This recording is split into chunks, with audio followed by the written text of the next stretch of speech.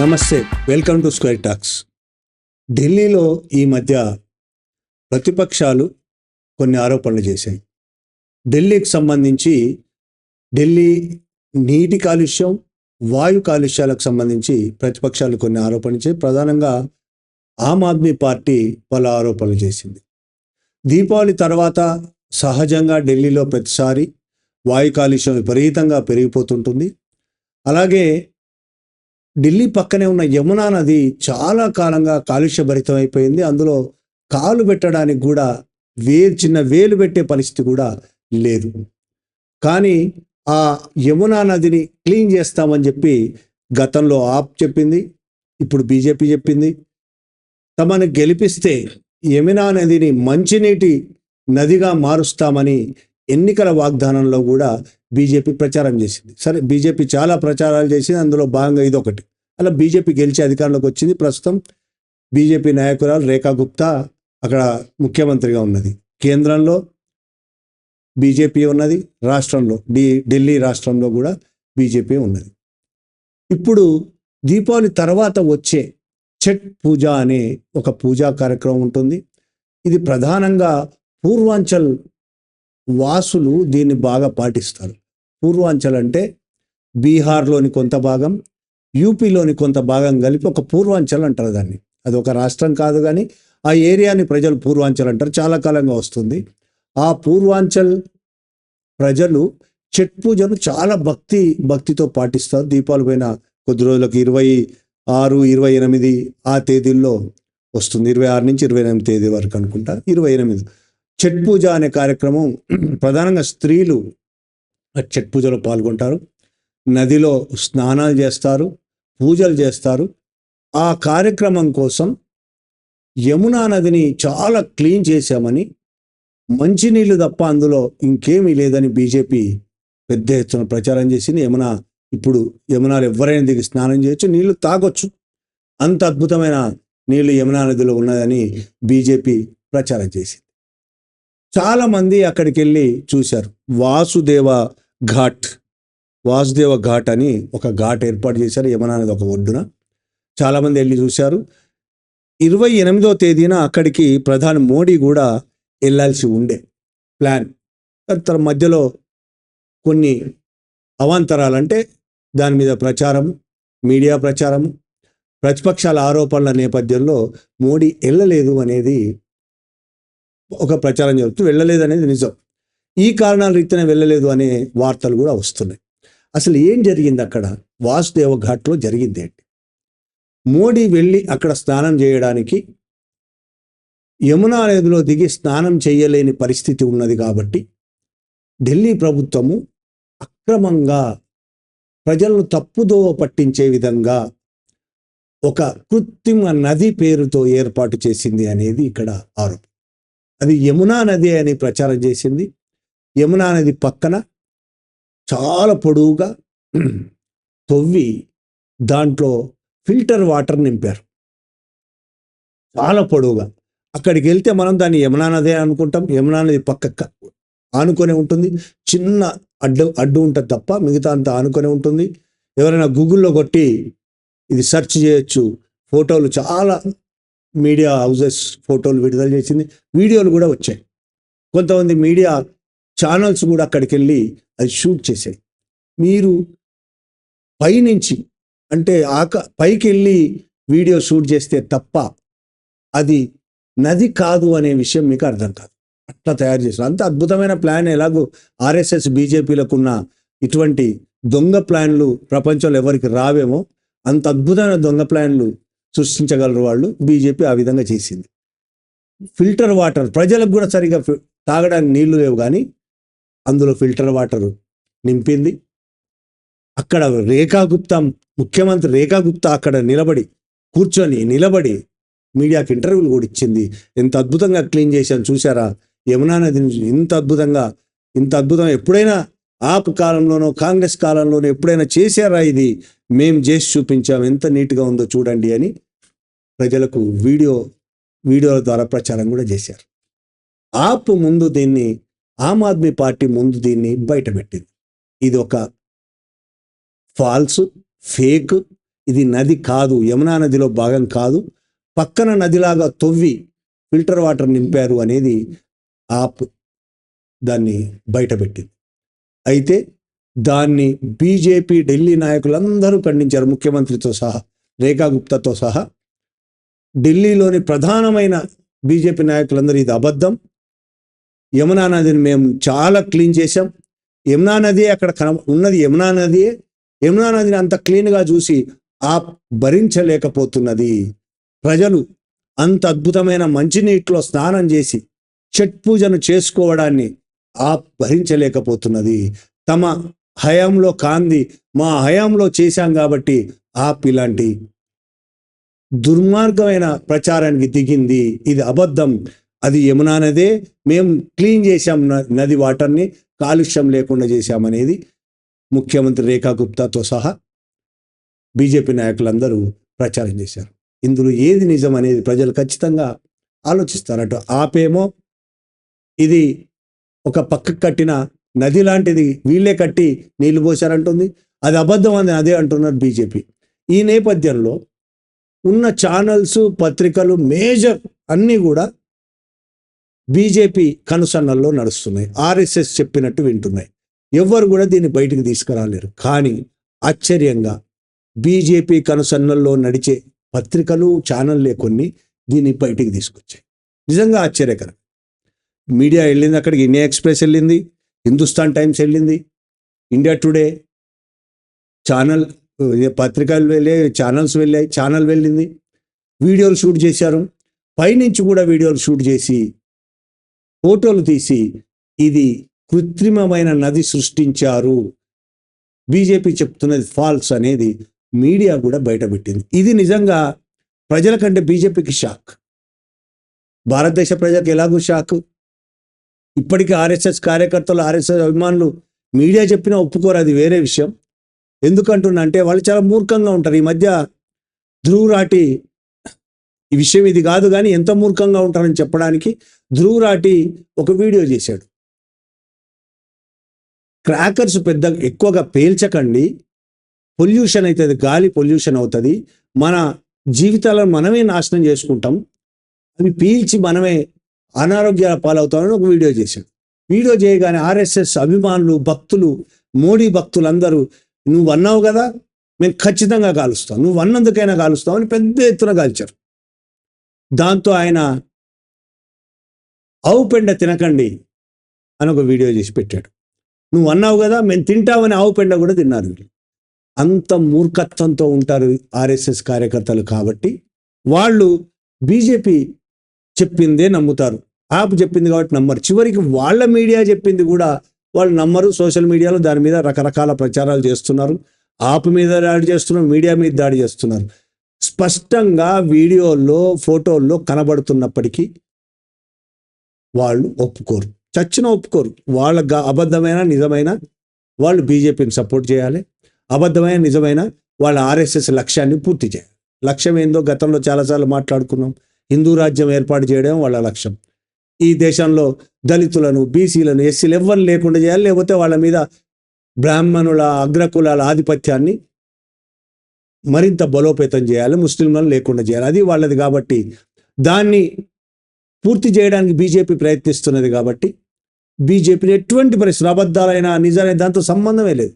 అబద్ధాలైనా చెప్పండి అని ఆర్ఎస్ఎస్ నాయకులు హైదరాబాద్లోనే చెప్పారు. అబద్ధాలైనా చెప్పండి, తప్పేం లేదని. అమిత్ షానే చెప్పాడు, అబద్ధాలు ప్రచారం చేస్తే తప్పేం లేదు, మన లక్ష్యం చేరుకోవాలంటే అబద్ధమైనా సరే ప్రచారం చేయండి. అట్లాంటి అబద్ధాలను ఆర్ఎస్ఎస్ కార్యకర్తలు నమ్ముతారు, నమ్మకపోయినా అవే ప్రచారం చేస్తారు. అందులో భాగంగా ఇప్పుడు ప్రచారం చేయడం మొదలుపెట్టారు ఆప్కు వ్యతిరేకంగా, ఆమ్ ఆద్మీ పార్టీకి వ్యతిరేకంగా. ఇది బయటికి తీసింది ఆమ్ ఆద్మీ పార్టీ, కానీ దాన్ని ఫ్యాక్ట్ చెక్ చేసి నిరూపించింది మీడియా. ఎవరి మీడియా? ప్రధానంగా వాళ్ళ మీడియానే. బీజేపీ అడుగులకు మడుగులొత్తే, మోడీ, అమిత్ షాలు ఏది చెప్తే అదే వినే మీడియానే ఇది బయటపెట్టింది. ఇప్పుడు దీనికి జవాబు ఏం చెప్తారనేది ఒక నిజంగా ఆశ్చర్యకరమైందే బీజేపీ మీడియా ఈ విధంగా బయటపెట్టడం అనేది. అయినా సరే దీనికి జవాబు చెప్పాల్సి ఉన్నది. ఢిల్లీ ప్రభుత్వం ఇప్పటికీ ఆరోపణల మీద జవాబు చెప్తుంది, ప్రశ్నలకు జవాబులు ఇస్తుంది, కానీ మీడియా బయటపెట్టిన దాన్ని కనీసం మాట్లాడట్లేదు. దాని పక్క అసలు మీడియా అనేది ఉన్నదనే పట్టించుకోవట్లేదు. మేము ఎముకలేస్తే బొక్కలేస్తే పరిగెత్తుకొచ్చే మీడియా మాకు వ్యతిరేకంగా రాస్తుందా అనే దాంతో ఉన్నది తప్ప, అది అసలు కనీసం మీడియా బయటపెట్టింది కదా దాని మీద మాట్లాడదామనే కనీసం అనుకోవడం కూడా అనుకోవట్లేదు మాట్లాడాలని. ఒక యాప్ మీద ఇతర కాంగ్రెస్ మీద ఇతర ప్రతిపక్ష పార్టీల మీద విరుచుకపడుతుంది. ఇప్పుడు హిందుస్థాన్ టైమ్స్, ఇండియన్ ఎక్స్ప్రెస్ ఎవరైనా వీలైతే చూడండి, అలాగే కొన్ని టీవీ ఛానల్ చూడండి, వైర్ కూడా ఒకటి ప్రచారం చేసి ఇందులో భాగంగా మీడియా ఎట్లా తయారైందని చెప్పడానికి ఒక యూట్యూబ్ మీడియా, ఈ మోడీ భక్తులే అనుకుంటా యూట్యూబ్ మీడియా వెళ్ళింది అక్కడ. యమునా నది, ఒరిజినల్ యమునా నది ఎంత క్లీన్ అయిందని చెప్పడానికి, ఈ ఫిల్టర్ వాటర్ పోసిన యమునా నదిలో కాకుండా ఒరిజినల్ ఆ పక్కనే ఉన్న యమునా నదిలోకి వెళ్ళి షూట్ చేయడం మొదలుపెట్టారు. గ్లాస్తో వాటర్ తీశాడు తాగడానికి, తాగి చూపిస్తానని ఆయన చెప్పాడు. ఎంత అద్భుతంగా ఉందో తాగి చూపిస్తా అని. ఈ లోపు పక్క నుంచి ఇంకొకరు దాన్ని వీడియో చేయడం మొదలుపెట్టారు. యాక్చువల్గా ఆయన ప్లాను తాగినట్టు చేసి కింద పడేయడం, ఇంకో మంచినీళ్ళ గ్లాస్ తీసుకొచ్చి తాగడం, కట్ చేసి ఎడిట్ చేసి పెట్టడం అనేది ఆయన ప్లాను. ఇంతలో వేరే వాళ్ళు దాన్ని వీడియో తీయడంతో అది పడేసి పరిగెత్తాడు అక్కడి నుంచి. ఈ విధంగా ప్రచారం చేయడానికి వాళ్ళు వెనక ముందు ఏం ఆడట్లేదు. కాబట్టి దీని మీద ఇప్పుడు ఇంత అబద్ధ ప్రచారం చేశారు కాబట్టి దీని మీద ఏం చేయాలనో అర్థం కాకున్నా సరే, ఒక ట్వీట్కో ఒక ఫేస్బుక్ కామెంట్కో ₹2 ₹5 ఇస్తారు కాబట్టి చాలామంది ఇప్పుడు బీజేపీకి సపోర్టుగా, ఆప్కు వ్యతిరేకంగా, మీడియాకు కూడా వ్యతిరేకంగా కామెంట్లు చేయడం మొదలుపెట్టారు. ఇది ఒక్కటేనా? ఇటువంటి అబద్ధాలు ప్రచారం చేయడం, అబద్ధాలతో డ్రామాలు చేయడం అనేది ఆర్ఎస్ఎస్ బీజేపీలకు వెన్నతో పెట్టిన విద్య. ఇక రెండో సంఘటన చూద్దాం. ఇది కూడా ఢిల్లీలో చాలా కాలంగా వాయు కాలుష్యం ఉంది. ఇప్పుడు మాట్లాడుకున్నది మనం నీటి కాలుష్యం. చాలా కాలంగా వాయు కాలుష్యం ఉంది. వాయు కాలుష్యం అక్కడ జీవితమే భరించలేని స్థాయికి చేరిపోయింది. అక్కడ బతకడమే చాలా కష్టమైన పరిస్థితి. చాలా చలికాలం అయితే మీకు రోడ్డు ఎక్కడ కనిపించదు, మధ్యాహ్నం అయినా సరే రోడ్డు కనిపించే పరిస్థితి ఉండదు. చాలా దారుణమైన వాయు కాలుష్యం ఉంటుంది. బయటికి రావడానికే భయపడే పరిస్థితి, అనేక రోగాలు వస్తాయి. ఆ పరిస్థితి ఆమ్ ఆద్మీ పార్టీ అధికారంలో ఉన్నంత వరకు ఉన్నది, అంతకుముందు కాంగ్రెస్ పార్టీ అధికారంలో ఉన్నది. ఆ టైంలో బీజేపీ చాలా తీవ్రమైన దాడి చేసింది. ఆమ్ ఆద్మీ పార్టీ వల్లే ఇంత వాయు కాలుష్యం అవుతుంది, వాయు కాలుష్యం ఆమ్ ఆద్మీ పార్టీ పట్టించుకోవట్లేదు, అప్పుడు ప్రభుత్వం పట్టించుకోవట్లేదని ఢిల్లీ ఇప్పటి ముఖ్యమంత్రి రేఖా గుప్తాతో సహా ఢిల్లీలో ఉన్న నాయకులందరూ రోజు గొడవ పెట్టేవాడు, ధర్నాలు, రాస్తారోకోలు చేసేవాడు. ఇప్పుడు ఢిల్లీలో బీజేపీ ప్రభుత్వం వచ్చిన తర్వాత వాయు కాలుష్యం తగ్గిందా? అసలు ప్రభుత్వం రాగానే వాయు కాలుష్యం ఎందుకనే తగ్గుతుందా? వాయు కాలుష్యం తగ్గాలంటే దానికి పర్టికులర్గా ఒక ఖచ్చితమైన ప్రణాళిక ఉండాలి. ఢిల్లీలో వాయు కాలుష్యం అంటే ఢిల్లీకి సంబంధించిన విషయమే కాదనే విషయం ముందు అర్థం చేసుకోవాలి. అది పంజాబ్, హర్యానాకు సంబంధించిన విషయం కూడా. పంజాబ్, హర్యానా నుంచి కూడా వాయు కాలుష్యం ఢిల్లీ మీదకి వస్తుంది అనే విషయం ప్రభుత్వాలకు తెలియదా? తెలుసు. పంజాబ్, హర్యానాల్లో పంటలు అయిపోయిన తర్వాత, ముఖ్యంగా మొక్కజొన్న పంటలు అయిపోయిన తర్వాత ఆ పొలాలు అంటారు, వాటి తోటలు ఏమంటారు, వాటిని మొత్తం కాల్చేస్తారు. కింద మొదళ్ళ వరకు కొట్టేసి మొదళ్లను కాల్చేస్తారు మొత్తం పోవడం కోసం, తోవరు దాన్ని. ఎందుకు? చాలా ఈజీ పని కాల్చేయడం కాబట్టి. అట్లా కొన్ని వేల ఎకరాల్లో, హర్యానా, పంజాబ్లో వేల ఎకరాల్లో ఆ విధంగా కాల్చేయడంతో విపరీతమైన పొగ ఢిల్లీ వైపు వస్తుంది. అది కూడా ఒక వాయు కాలుష్యానికి ఒక కారణం. ఢిల్లీలోని వాయు కాలుష్యమే కాకుండా ఢిల్లీలో లేదా వాయు కాలుష్యం, ఢిల్లీలో కూడా ఉంది వాయు కాలుష్యం. వాతావరణంలో వాహనాల వల్ల వచ్చే కాలుష్యం, అలాగే అక్కడ ఉన్న కొన్ని ఫ్యాక్టరీల వల్ల వచ్చే కాలుష్యంతో పాటు ఢిల్లీ, పంజాబ్, హర్యానా నుంచి వచ్చే వాయు కాలుష్యం కూడా తోడై అక్కడ వాయు కాలుష్యం తీవ్ర స్థాయిలో, భారతదేశంలో నెంబర్ 1 ఇప్పుడు అంత స్థాయిలో వాయు కాలుష్యం ఉంది. దాదాపు AQI అంటారు. AQI దాదాపు 400 పైననే ప్రస్తుతం, దీపావళి తర్వాత 400 పైన AQI కాలుష్యం ఉన్నది ఇప్పుడు అక్కడ. ఈ పరిస్థితుల్లో వాయు కాలుష్యం ఇంత పెద్ద ఎత్తున ఉన్నదని రాష్ట్ర వ్యాప్తంగానే, ఢిల్లీ వ్యాప్తంగా ఆందోళనే కాకుండా దేశవ్యాప్తంగా కూడా ఆందోళన వ్యక్తం అవుతుంది. ఢిల్లీలో ఇంత దారుణమైన వాయు కాలుష్యం ఉంది. అంతకుముందు ప్రభుత్వాలు పట్టించుకోలేదు. ఇప్పుడు ఢిల్లీ ప్రభుత్వం కూడా పట్టించుకోలేదనే ఆరోపణల నేపథ్యంలో ఢిల్లీ ప్రభుత్వం ఒక అద్భుతమైన పని చేసింది. ఇది ప్రపంచంలో ఎవరైనా చేస్తారో లేదో నాకైతే తెలియదు, కానీ చేసింది. వాయు కాలుష్యం తగ్గించడం కోసమా, వాయు కాలుష్యం తగ్గిందని చూపించడం కోసమా అనేది మనం అర్థం చేసుకోవాలి. ఇక్కడ వాయు కాలుష్యం కొలవడానికి ఢిల్లీ మొత్తంలో 40 యంత్రాలు ఉన్నాయి. అనేక చోట్ల వేరు చోట్ల 40 యంత్రాలు ఉన్నాయి. ఇప్పుడు కొత్తగా ఢిల్లీ బీజేపీ ప్రభుత్వం పెట్టింది కాదు, ముందు నుంచి ఉన్నాయి. అవి కూడా చాలా చోట్ల చెట్ల గుబుర్లలో పెట్టారు. అంటే అక్కడ వాతావరణం కొంత బెటర్గా ఉంటుంది కాబట్టి చెట్ల గుబుర్లలో పెట్టారు. వాయు కాలుష్యం తక్కువ చేసి చూపిస్తుంది. అయినా దీపావళి తర్వాత వచ్చిన కాలుష్యము తక్కువ చేసి చూపించే అవకాశమే లేకుండా పోయింది. విపరీతమైన వాయు కాలుష్యం అయిపోయింది. దాంతో ఢిల్లీ ప్రభుత్వం ఏం చేసింది, అది కూడా ఆపే బయట పెట్టింది. ఆమ్ ఆద్మీ పార్టీ దాని మీద కూడా వీళ్ళు దాడి చేయడం మొదలుపెట్టారు. ఏం జరిగింది, ఎక్కడెక్కడైతే మిషన్స్ ఉన్నాయో ఆ మిషన్స్ చాలా మిషన్స్ పాడైపోయి ఉన్నాయి. వాళ్ళ లెక్కల ప్రకారమే చాలా తక్కువ మిషన్సే పనిచేస్తున్నాయి. పనిచేస్తున్న మిషన్స్ దగ్గర కొన్ని చోట్ల లారీలు ట్యాంకర్ల నిండా వాటర్ తీసుకెళ్ళి చల్లడం మొదలుపెట్టారు. 24 గంటలు పొద్దున్న నుంచి రేపు పొద్దుటి దాకా నీళ్లు చల్లుతూనే ఉన్నారు. బీజేపీ ఏం చెప్తున్నది, ఆమ్ ఆద్మీ పార్టీలా చెప్తే మేము ఢిల్లీ వ్యాప్తంగా నీళ్లు చల్లుతున్నాం అని చెప్తున్నారు. కానీ వాస్తవం కాదు, ఢిల్లీలో ఎక్కడ నీళ్లు చల్లటం లేదు. ఆ యంత్రాలు ఉన్న చోట్ల నీళ్లు చల్లుతున్నది అనేది ఆమ్ ఆద్మీ పార్టీ చెప్పింది. నీళ్లు ఎలా చల్లుతున్నారో, ఒక వెహికల్ తీసుకుంటారు, ట్యాంకర్ చల్లుకుంటూ వెళ్ళిపోవడం అనేది ఒక పద్ధతి. కానీ అక్కడ అలా జరగదు. మిషన్ ఎక్కడైతే ఉంటుందో దాని దగ్గరనే రౌండ్ తిరుగుతూ నీళ్లు చల్లుతూ ఉంటుంది. ఆ వీడియోలు కూడా బయటకు వచ్చాయి. 24 గంటలు నీళ్ళు అక్కడ చల్లుతుంటే అక్కడ పెద్ద నదిలా తయారైతే చివరికి అంత నీటి పరిణామం విపరీతంగా పెరిగిపోవడంతో మిషన్లు ఏం చూపిస్తే మనకి అక్కడ వాయు కాలుష్యం ఉండదు. మొత్తం వాటర్ చల్లడంతో వాయు కాలుష్యం లేకుండా పోతుంది. ఇక్కడ ఆ వాటర్ ఎక్కడెక్కడ ఎంతవరకు అయితే పడిందో అక్కడ వరకే అక్కడ మిషన్ ఉంటుంది. వాయు కాలుష్యం 200 గానో 150 గానో 100 గానో చూపిస్తుంది. ఢిల్లీ అంతనేమో 400 పైన వాయు కాలుష్యం ఉంటుంది, అక్కడ మాత్రం 100-150 చూపిస్తుంది. ఇది ఆమ్ ఆద్మీ పార్టీ వీడియోలతో సహా బయట పెట్టడంతో మళ్ళీ ఆమ్ ఆద్మీ పార్టీ మీద దండయాత్ర చేశారు బీజేపీ నాయకులు.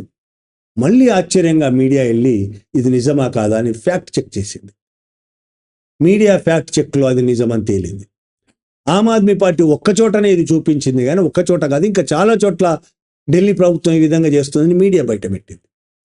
చాలా చోట్ల ఆ ఏరియాలో నీళ్లు చల్లడం, వాయు కాలుష్యం తగ్గిందని చూపించుకోవడం. అంటే వాయు కాలుష్యం తగ్గించడం కోసం కాకుండా తగ్గిందని చూపించడం కోసం ఢిల్లీ ప్రభుత్వం, బీజేపీ ప్రభుత్వం ఈ విధమైన పని చేయడం అనేది దొంగ పనులు చేయడం బీజేపీకి వెన్నతో పెట్టిన. ఇప్పుడు కాదు, 100 ఏళ్ళుగా ఇదే పరిస్థితి. బ్రిటిష్ వాళ్ళు ఉన్నప్పుడు ఇదే చేశారు. స్వతంత్ర పోరాటంలో పాల్గొంటున్నట్టే పాల్గొని స్వతంత్ర పోరాటానికి వ్యతిరేకంగా పనులు చేశారు. బ్రిటిష్ వాళ్ళకు సహకరించారు డైరెక్ట్గా. బ్రిటిష్ వాళ్ళకు సహకరించి స్వతంత్ర పోరాటానికి వ్యతిరేకంగా పనిచేశారు. చాలా వీళ్ళు అసలు మొదటి నుంచి దొంగ పనులు చేయడంలో నెంబర్ 1 ఆర్ఎస్ఎస్ పుట్టించిన బీజేపీ అందులో భాగం. ఆ విధంగా ఢిల్లీలో pollution, water pollution, air pollution ఈ 2 లేవు అని చెప్పడం కోసం, ప్రజలకు అబద్ధ ప్రచారం చేయడం కోసం కుట్రలు బన్ని ఒక ఫేక్ నదిని సృష్టించింది, ఒక ఫేక్ పొల్యూషన్ లేని ఏరియాను సృష్టించింది. ఈ విధంగా బీజేపీ సృష్టిస్తున్న ఈ పొల్యూషన్కి సంబంధించే కాదు, బీజేపీ భారతదేశంలో ఒక ఫేక్ వాతావరణాన్ని సృష్టిస్తుంది. ఎట్టయితే నదులు సృష్టిస్తుందో, ఫేక్ డేటాను సృష్టిస్తుందో, పొల్యూషన్ డేటాలు, అలాగే భారతదేశంలో ఒక ఫేక్ వాతావరణాన్ని సృష్టిస్తుంది.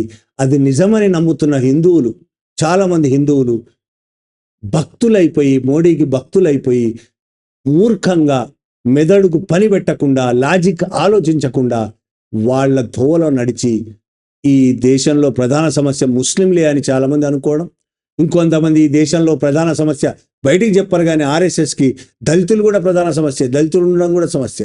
చివరికి ఆర్ఎస్ఎస్కి వాళ్ళ మనస్మృతి, వాళ్ళ రాజ్యాంగం కాబట్టి శూద్రులు సమస్యే, దళితులు సమస్యే, ముస్లింల సమస్య, మనుస్మృతిలో ఇంకా ముస్లింలు లేరు, అప్పటికి ముస్లింలు లేరు కాబట్టి ఆయన రాయలేదు. కానీ ఇప్పుడు ముస్లింల సమస్య, వాళ్ళకు ముస్లింలు అయిపోతే, ముస్లింల పని అయిపోతే దళితుల సమస్య, దళితుల పని అయిపోతే బీసీల సమస్య. అగ్రకులాలు మాత్రమే ఈ భారతదేశంలో బతకాలి, వాళ్ళకు పని చేయడానికి, వాళ్ళ కాళ్ళొత్తడానికి, వాళ్ళకు బానిసలుగా పడి ఉండడానికి శూద్రులు కావాలి. ఇది వాళ్ళు రేపు తేబోయే రాజ్యం. హిందూ రాష్ట్రం ఏర్పాటు చేస్తూ ఉంటారు, హిందూ రాజ్యం ఏర్పాటు చేస్తామంటున్నారు 2040 కల్లా. దానికోసం ఈ విధమైన అబద్ధాలు, ఎన్ని అబద్ధాలు ఆడాలో అన్ని అబద్ధాలు ఆడుతున్నారు. అందులో భాగంగానే ఢిల్లీలో ఆడిన ఈ అబద్ధాలు. Thank you very much.